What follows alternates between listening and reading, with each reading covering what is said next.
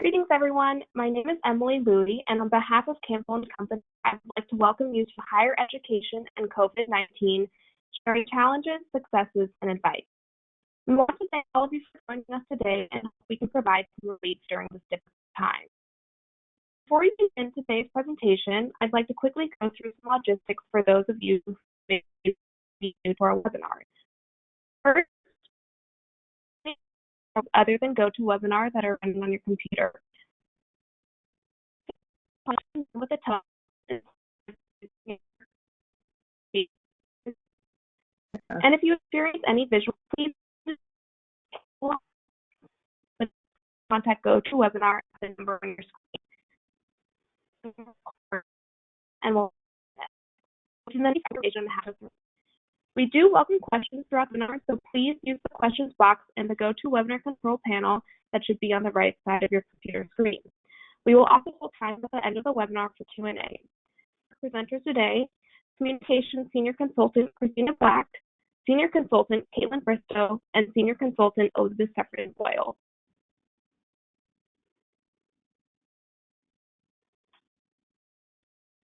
Hi, everyone.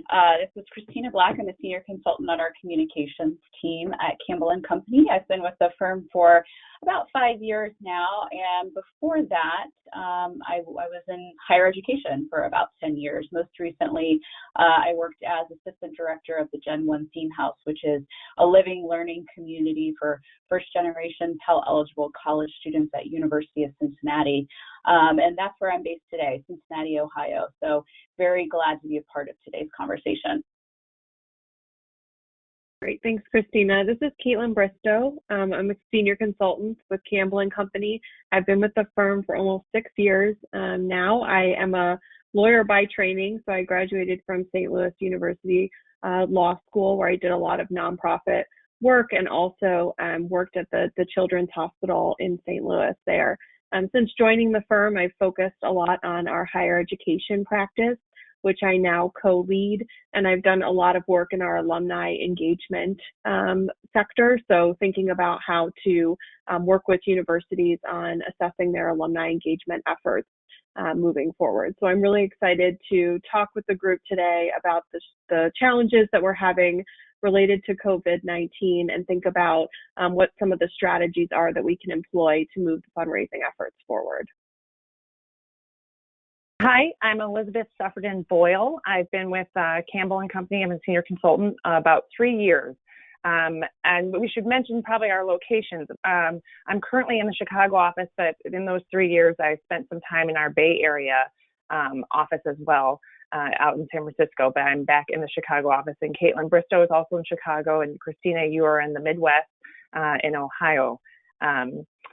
Prior to joining Campbell, I was in higher ed for 9 years working at Loyola University. I worked in various roles in alumni relations and fundraising. To kind of kick it off, Christina, Caitlin, and I, and everyone at Campbell Company has been involved in reaching out to our clients, current, past clients, other friends in the higher education sector. And really, we're hoping to kind of share some of the learnings that we have gone through as a firm. We're a 44-year firm, and some previous things that have happened in the world we have navigated and want to share some of those lessons with you. But then also what we're hearing currently in the higher ed sector. Like I said, we've been involved in conversations these past week with trying to navigate what is really an unprecedented time in the current environment, and just kind of share those strategies and tools that we've been hearing about. And the bulk of our time we really want to focus on is the audience Q&A, and we're really hoping to hear from you to hear what's working, what's not, questions that you have for us. We're really hoping that, and as Emily mentioned, I don't know how many people could hear her. There was a little bit, I was having a little bit of trouble hearing her, but please reach out to Emily and send in questions so that we can really focus our time around that. So with that, Caitlin? Great. Thank you. So as Elizabeth mentioned, our firm has weathered a number of challenging times over the years. So based on our experience, we just wanted to lay out some of the pillars of strength here as you move forward with your fundraising efforts. So we've experienced the dot-com crash in 95, 9/11, and the Great Recession from 2007 on for a couple years there. And here's what we have, gathered in terms of advice as you work through those challenging times. Donors will not stop giving, but they may narrow the number of organizations that they give to during this time. So they may focus now, instead of 5 to 6 philanthropic organizations, really focusing on their top 2 or 3. The really unique thing about the higher education sector is you have a built-in strong community with your alums, your parents, and your students who will become young alums. So often we will find that with higher education institutions, donors may deprioritize you may have been their number 1 priority, and now they may find that they're focusing on human services organizations in a little bit more, but you will not most likely drop out of their 2 or 3, or at least we want to give you the tools to really prevent that from happening during our conversations today. Donors will take longer to make decisions about significant gifts, especially those that are backed by accumulated wealth. We've been seeing what's been happening in the stock market over the last few weeks. So donors are going to be reconsidering their philanthropic gifts, especially those where they were considering a transformational gift.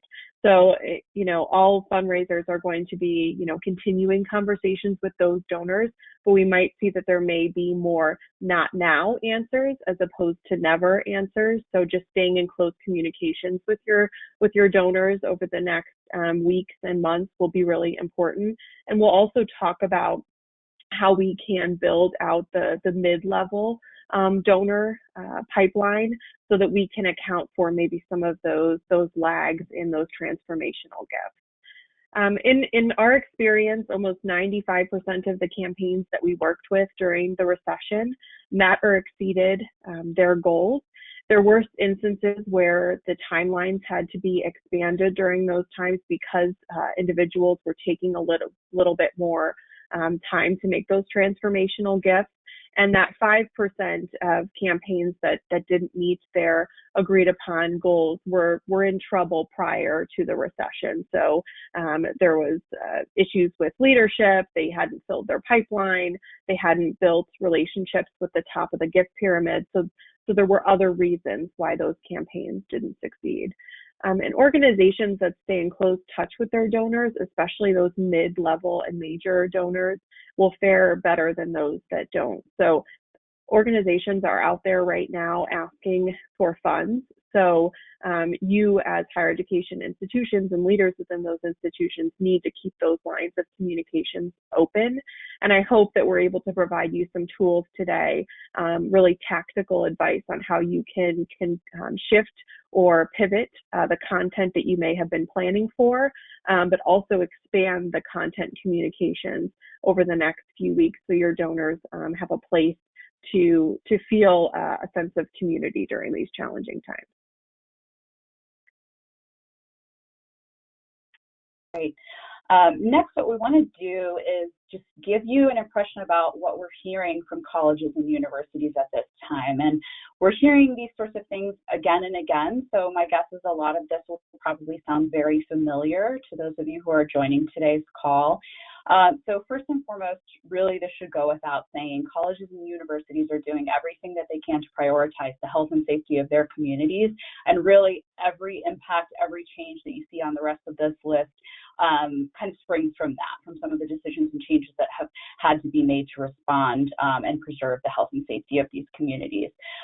So first and foremost, as we're trying to keep everyone safe, but also doing our best to maintain a focus on learning outcomes, we've seen that colleges and universities are making some pretty significant investments in technology as well as training for faculty and staff so that they can, wherever possible, pivot to that virtual format.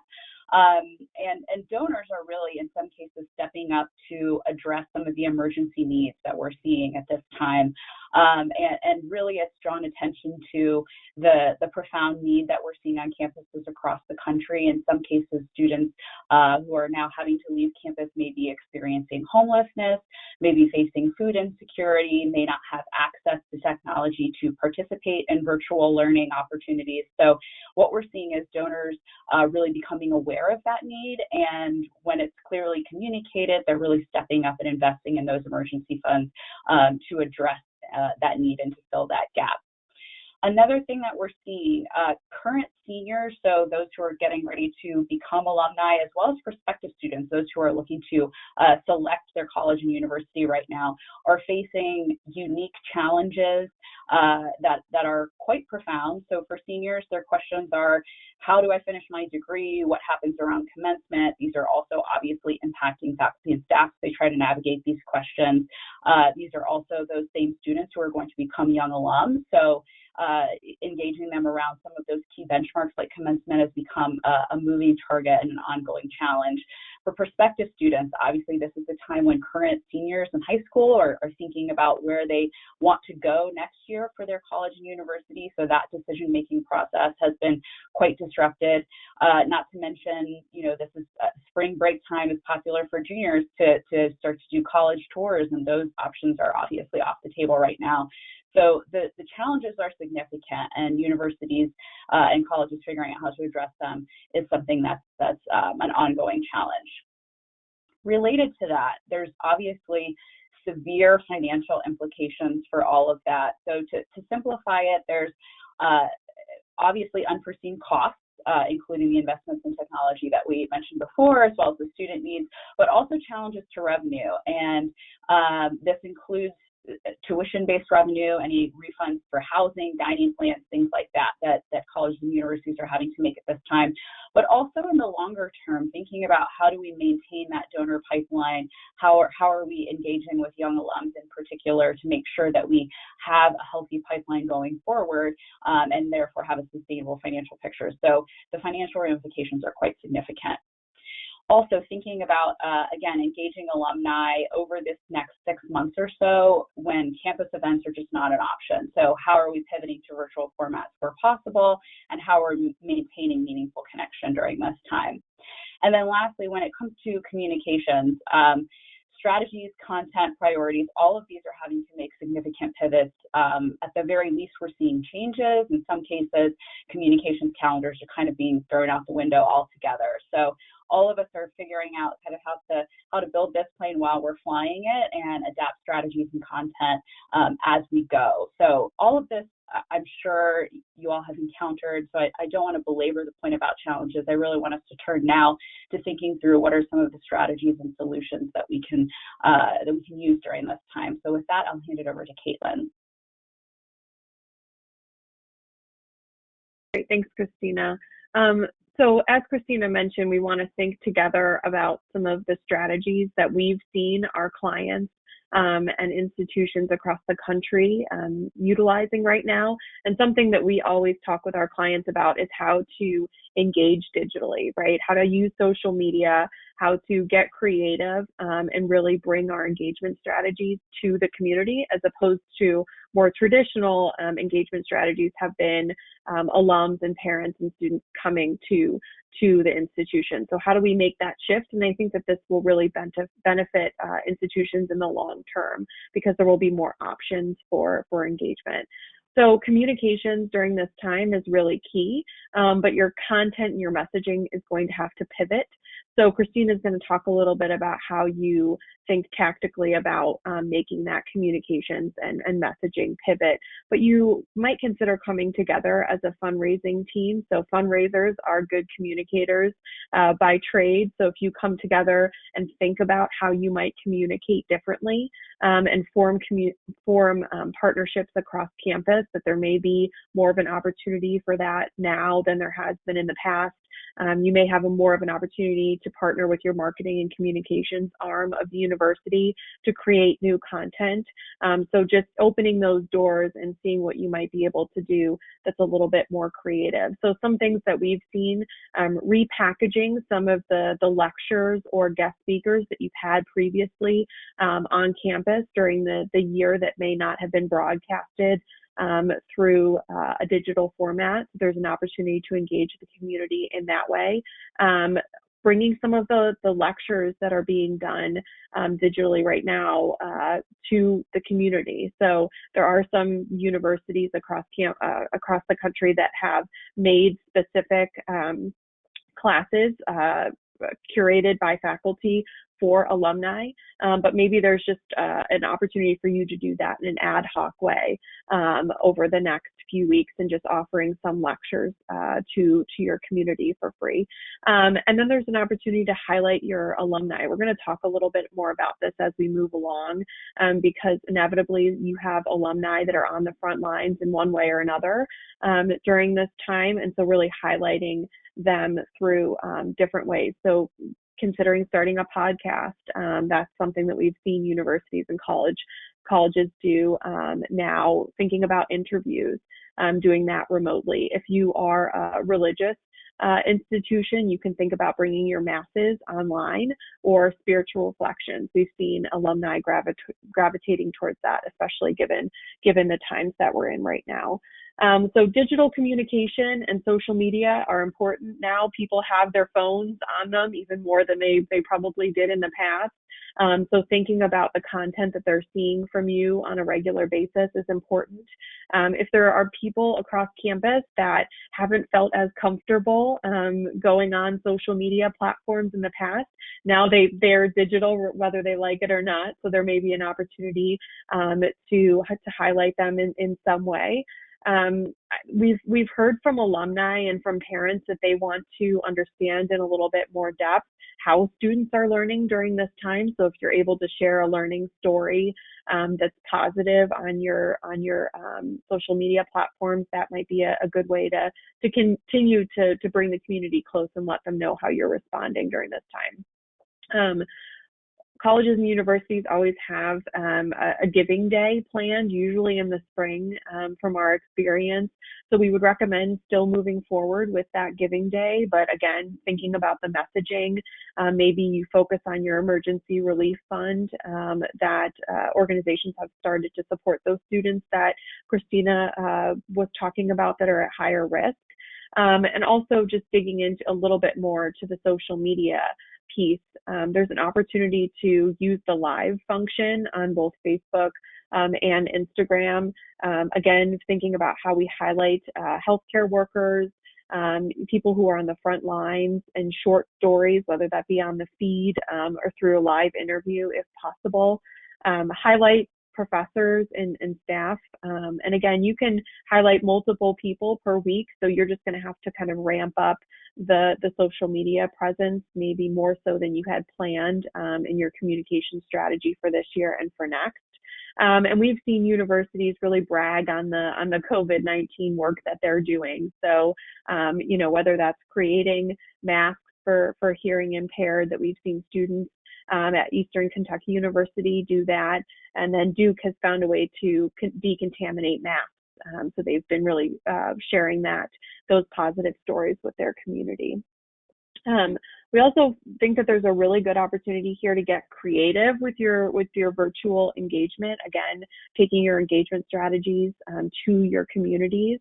And we want to think about how we do that and create two-way dialogue. So not only just how can we push out content through our different channels, but how can we ask for feedback back from constituents, and how can we engage them in a more meaningful way. So Elizabeth's going to talk about how fundraisers can be doing that virtually, but we also want to think about how we can bring groups together. So that could be a dynamic Google Hangout with groups of alumni. It could be a Instagram live video where you answer questions that are posed from members of the community.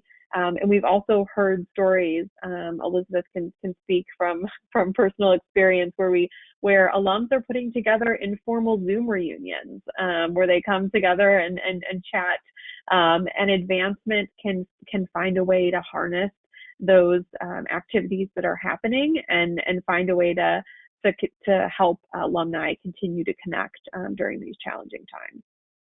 And then, as Christina mentioned, the seniors are, this is a really hard time for them, especially. So how can we think about engaging them as they graduate and become our young alums and donors? So consider thinking about a reverse phone-a-thon. So can you have alumni contact seniors and welcome them to the Alumni Association?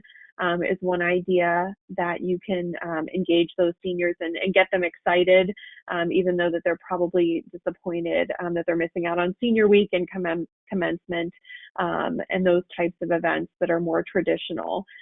We also want to just have really transparent, as much as you can, communication with seniors, alums, and parents about what those commencement plans look like.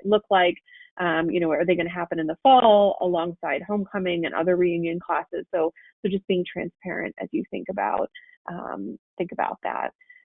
Another thing that Christina had mentioned is our incoming students who probably feel a little bit uncertain about their situation, even more nervous than they probably were.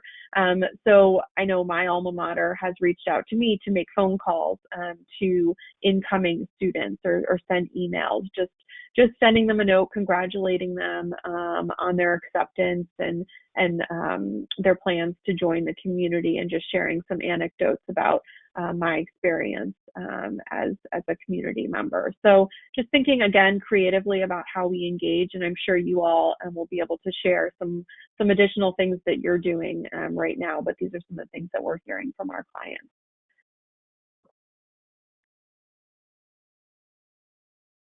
Great, thank you, Caitlin.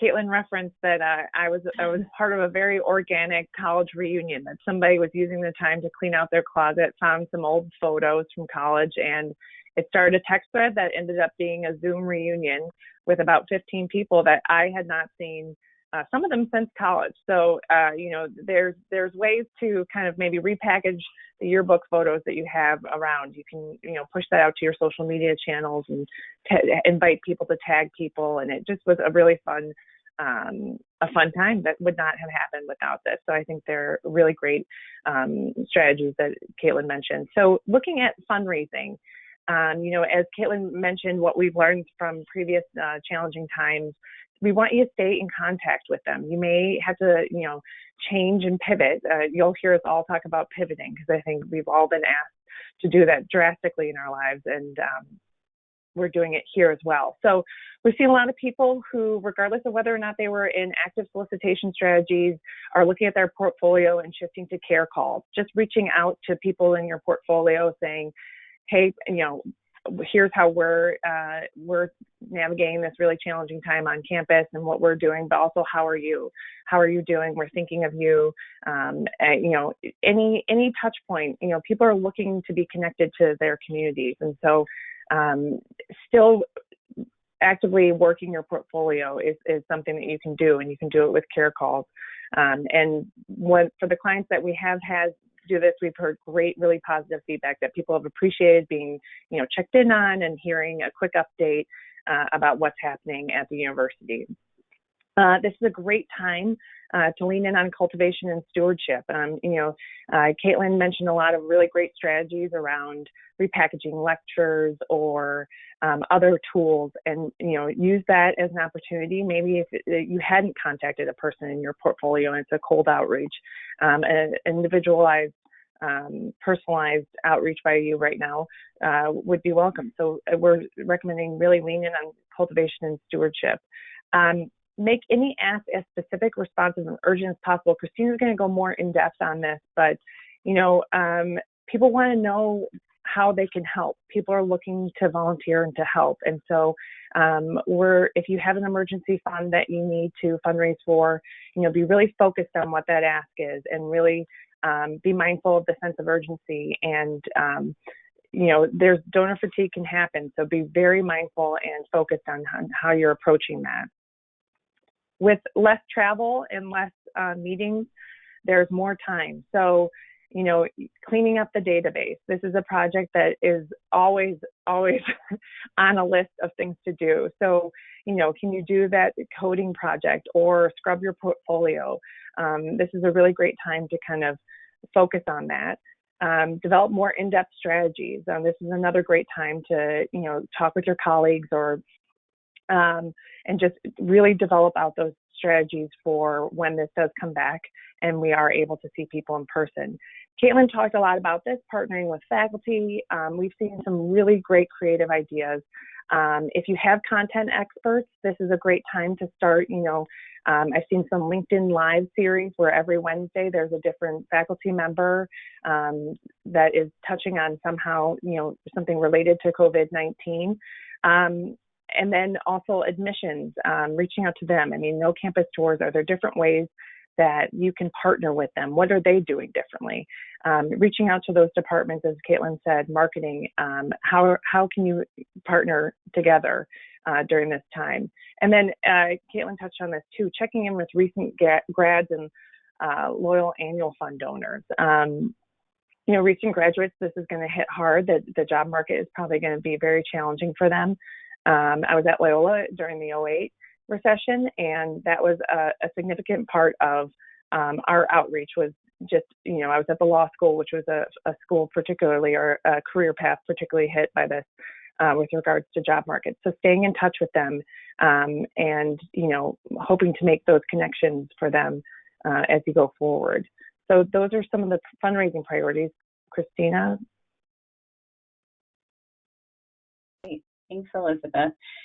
So what you'll hear is just thinking about kind of these same things through the lens of communications priorities. And what we're hearing a lot from clients right now is trying to figure out how to navigate that balance between, urgency and aspiration, especially when they were, in the midst of pursuing some, plans as far as whether it's campaigns or just areas for continued growth and improvement.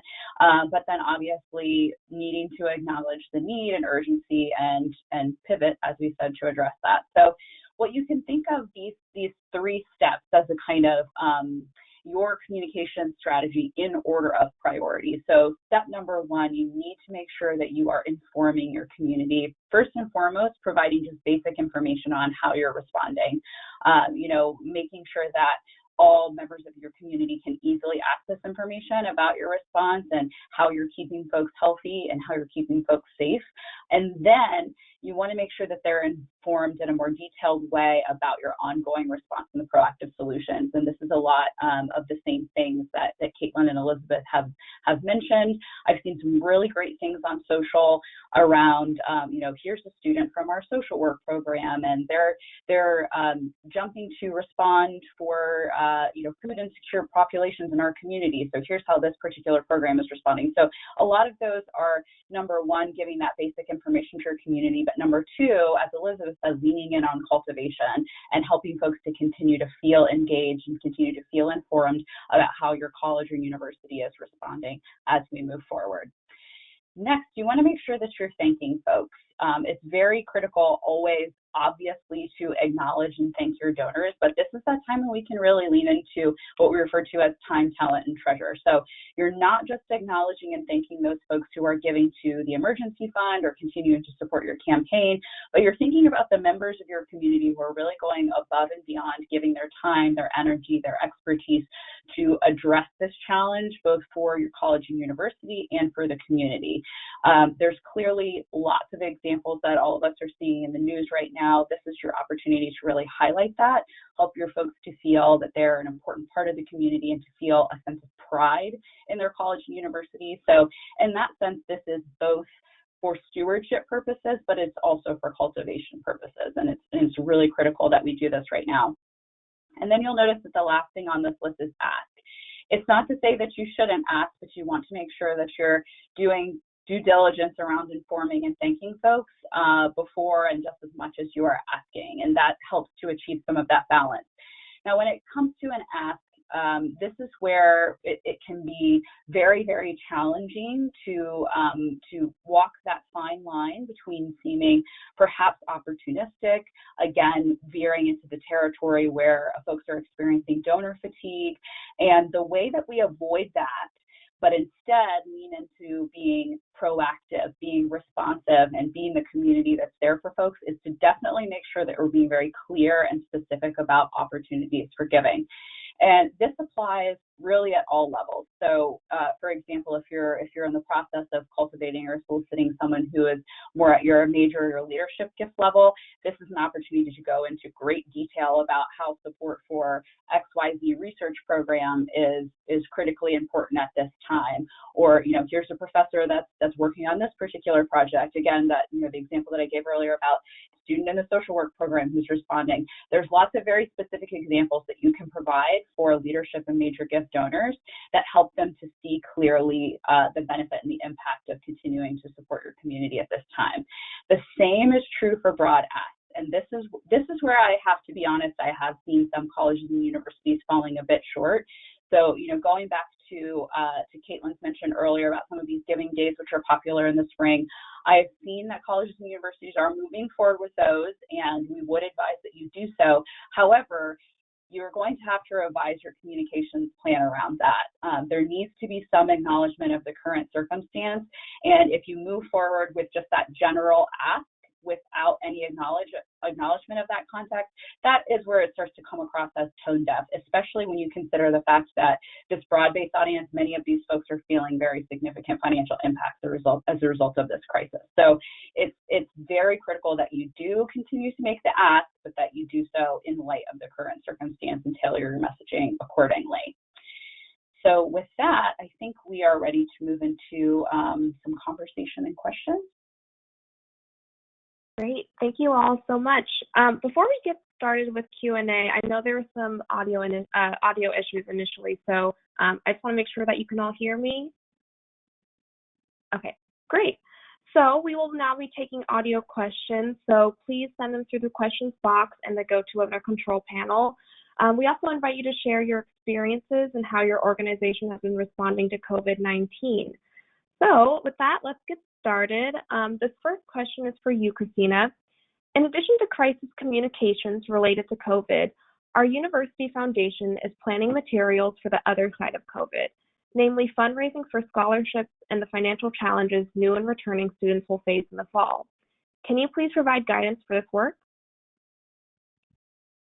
That's an excellent question, and something that I've been in conversation with several of our clients around, especially those of you who are either in the midst of a campaign or preparing to launch a campaign. And I think it's really critical, number one, to not necessarily go back to the drawing board, but definitely make sure that you are moving forward with your plans in a responsive fashion and making sure that your messages and your communications reflect that.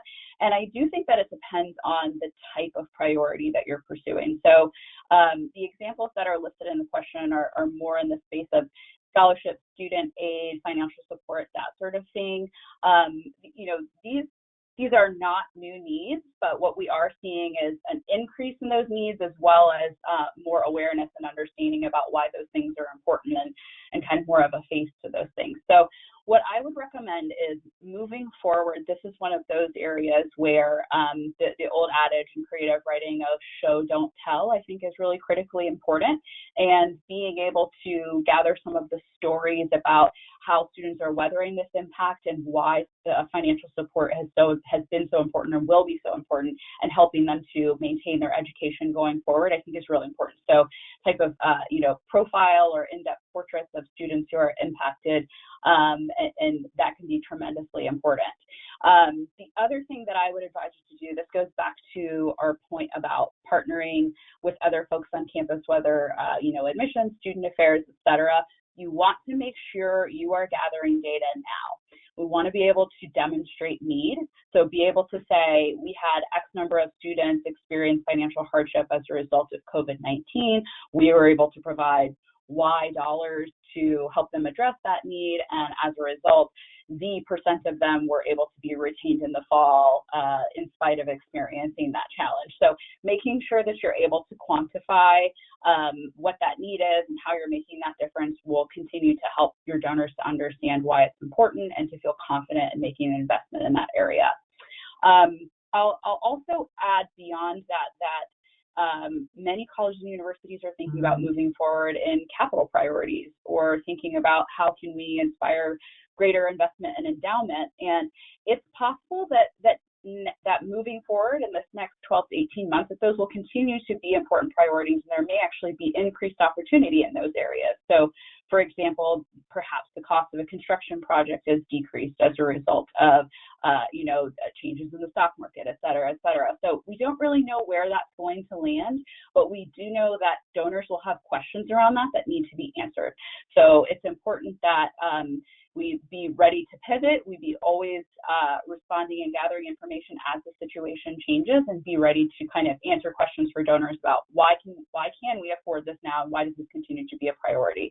The same is true on the endowment side. You're going to find some donors who are really interested in supporting endowment and see that now is a good opportunity to make that sort of investment, and why it's critically important and offers a kind of long-term strength and stability. So really, regardless what your priorities are moving forward, I don't think they necessarily need to change, but again, they do need to be responsive. And as much as you're able to provide specific stories, specific figures, answers to questions, you're going to be in the best position possible. Great, thank you so much. Our next question is, do you know of any policy initiatives to address inequities in internet connectivity that have been magnified by COVID-19? We serve low-income adults and have lost about 30% of our students because of this.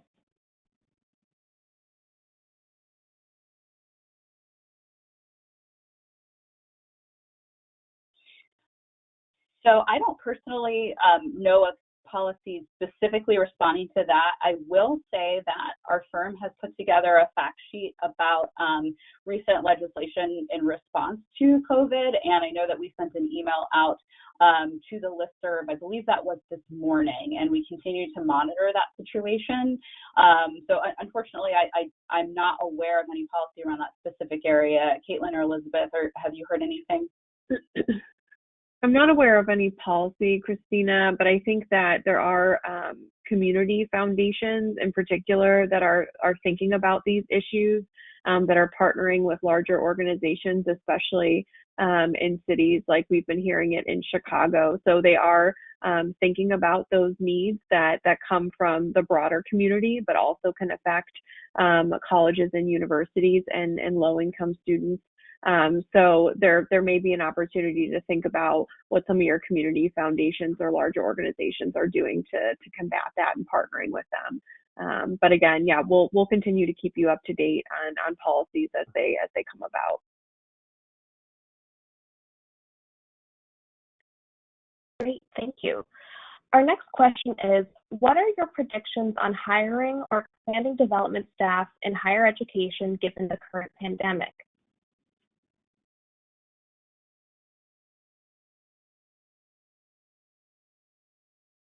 So I think that the colleges and universities that we have heard from thus far some are doing a hiring freeze at the moment, or doing a close to a hiring freeze. So they're saying only mission critical positions are going to be hired during this time. So just making sure that they're adapting to the fiscal challenges that they're facing. So we've heard that. In terms of development, obviously development is mission critical. So I imagine that leaders of advancement will be having conversations at a higher level about budgets. At least that's what we've been hearing, that every leader of a division will be required to do an analysis of their budget and determine kind of where needs are, where you can cut expenses, and then thinking about hiring, is it mission critical to moving your work forward? So that's what we've been hearing in terms of making those checking in on your expenses, but also thinking about where you really need to hire over the next year. Great. Our next question is, as you talk about institutions ramping up communication strategies, especially in social media, such as learning stories, highlighting students and professors, etc., do you have any examples to point to? In other words, who is doing this particularly well?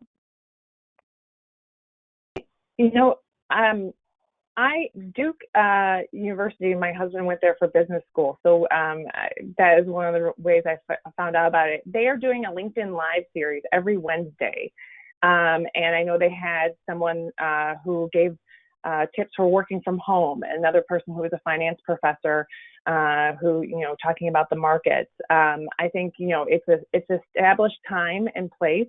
And I think they're doing a good job with content. I've also seen Erickson Institute, which is early childhood education college. They have been doing a really great job with kind of packaging tips for parents now that they are responsible for being educators at home. So, how much is too much screen time? Is it okay for a child to be bored? They've been generating a lot of really great content that then they've also been very mindful to include stories of their own students and the hardships they're going through, because a lot of them were doing their training in these schools. So those are two organizations that I have seen recently that I think with kind of a low threshold with their tech platform have been doing an excellent job with creating content that is very relevant. And I've seen, so my alma mater is the College of the Holy Cross, and they started a podcast series that they launched last week. So they pre-recorded about 6 podcasts that have featured alumni, and they pushed that out to the community. So having a little bit more time on our hands or the ability to listen to things as we do our work. So that was an interesting and really compelling way to engage alums. And then they're also doing those spirituality check-ins via video. So that was a good way to engage the full community. And then my husband works at University of Chicago, and they have a large medical center. And so they've really been focusing on content on the healthcare workers that are on the front lines, but also the research arm of the institution and what they're doing to try to move research forward as quickly as possible to respond to COVID-19. So kind of two different institutions that are doing different work to engage, but both equally as compelling and important. Yeah, I really love those examples. I won't add any other specifics, although what I will suggest is something that I'm seeing right now with clients and their communication strategies is just a real willingness to experiment, to be creative. This kind of just necessity is the mother of invention, so to speak, type of approach. And so one thing that I would recommend is, maybe poke around your alma mater's social media presence, take a look at some of the emails that are coming out from, the places that you're familiar with, in addition to your own institution. And what I think you'll see are either some good ideas that you can kind of leverage for your own use, or you might see some things that maybe don't work as well for you, and you can think about why they're not working for you and kind of take any lessons for what not to do away from that as well. Thank you. Our next question is, I recently started a new role as a major gift officer for a large institution and have inherited a portfolio of donors. I would typically be reaching out to set up meetings and introduce myself. What advice can be given for connecting with these donors initially and starting my own discovery process, given the unlikely possibility of scheduling a face-to-visit anytime soon? I think, a strategy could be those care calls that we mentioned, just reaching out, saying hi. If you've never met them before and you think a call right off the bat is going to be too much, you can use one of those if the institution has anything like a repurposed webinar or lecture, use that. And, this is just some content that we've created during this time and send it via email. I think there's absolutely, you should still try and reach out during this time. And you can always, in your communication, say, once this is passed and it's safe to be in person, I'd love to meet you. But I think that you can absolutely still cultivate the portfolio. during this time.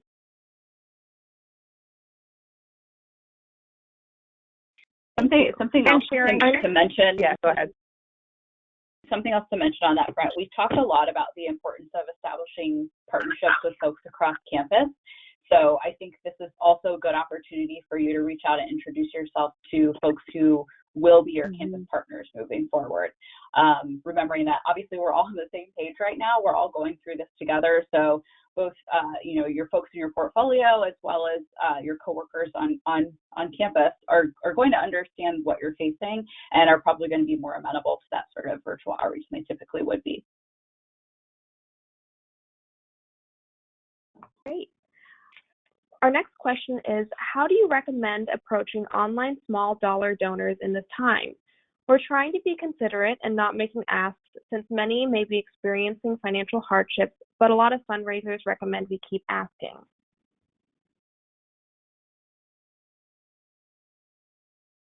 I think Christina touched on this a little bit. Don't shy away from continuing to solicit, but again, being mindful of the current situation is important. I know that I've been getting emails about that emergency fund that we've been talking about. So if you're responding to any type of need, it doesn't necessarily need to be an emergency fund for students, but if you're, trying to keep workers employed that are no longer needed on campus, or you are supporting your students, or you had to, invest in technology, covering the costs for that. So just being really transparent about the funding that you've needed in order to make these really important adjustments for your campus community. I think that people understand that that's reality, and they're willing to continue to contribute. I also think that sharing that past donors have allowed the university to be agile during this time is something that's important. So you've had to shift your technology needs without fundraising first, and there's a reason for that.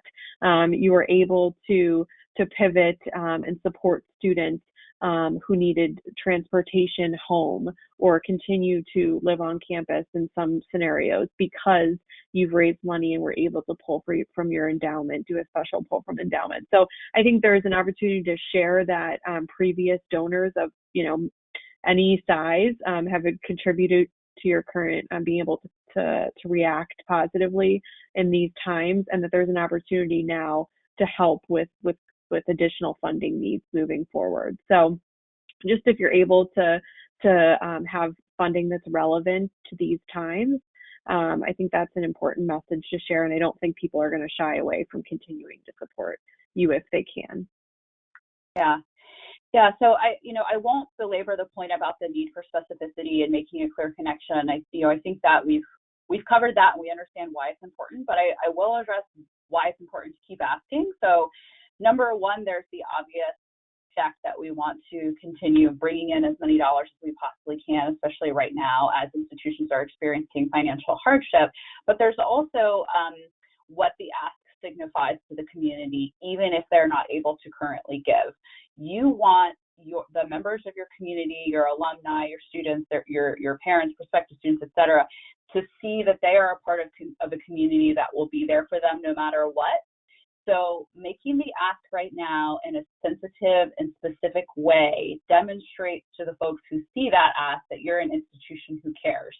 So even if they maybe right now can't give, that does serve a purpose to engage and cultivate them and make them feel a part of something bigger than themselves and to feel a sense of pride in that. So there are many reasons why we want you to continue asking that go alongside that very clear and real need to continue bringing in dollars.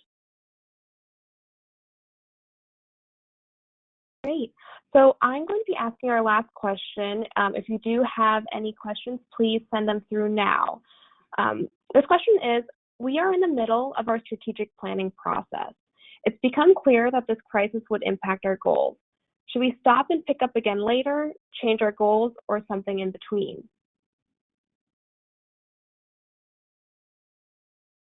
We have a university that we're working with who is in this situation right now. So they're in the middle of their strategic planning process. and hoping to move into a campaign directly thereafter. And what we've talked to them about is creating a pillar structure. So their pillars, their mission, their vision are really not going to change too drastically because of the current situation that we're in. They may need to do certain things differently or change funding a bit, but the pillars aren't going to change. So Christina can probably talk a little bit about building a case around pillars. But if you're working on a strategic plan where you're focusing on pillar development and then funding or priorities within each of those pillars, I think you can continue to do that work. And I think you can talk about amongst the strategic planning group the implications that COVID-19 is going to have on your institution moving forward, and what are some things that you want to change as a result of this, and how can you incorporate that in your strategic plan. But I don't think it makes sense in most cases to kind of scrap all the work that you've done and start from square one. I think it just is an opportunity for you to think a little bit differently and have more important conversations about what the future looks like. Sure. Yeah, and I can speak to the pillar piece. So when we talk about pillars, whether it's in your case for support, your strategic plan, what you're thinking about are the big, strong ideas that are more or less timeless, that really reflect the values and the character of the institution, as well as its aspirations for the future. So ideally, your strategic plan, your case for support should be built around those big, strong ideas.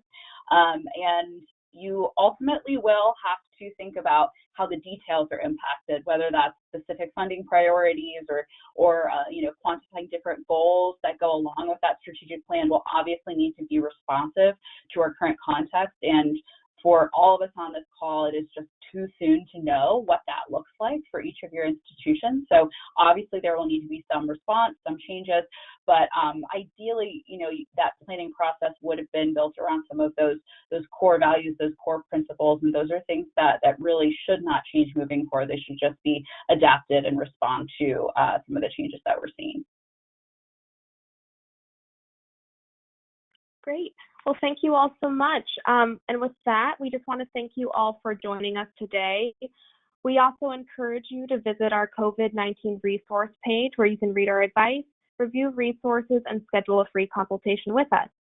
Within 24 hours, you will be receiving a follow-up email from GoToWebinar with a link to the recording and the resource page. In the meantime, please don't hesitate to email our presenters with any questions you have. Thank you so much and take care. Thank you.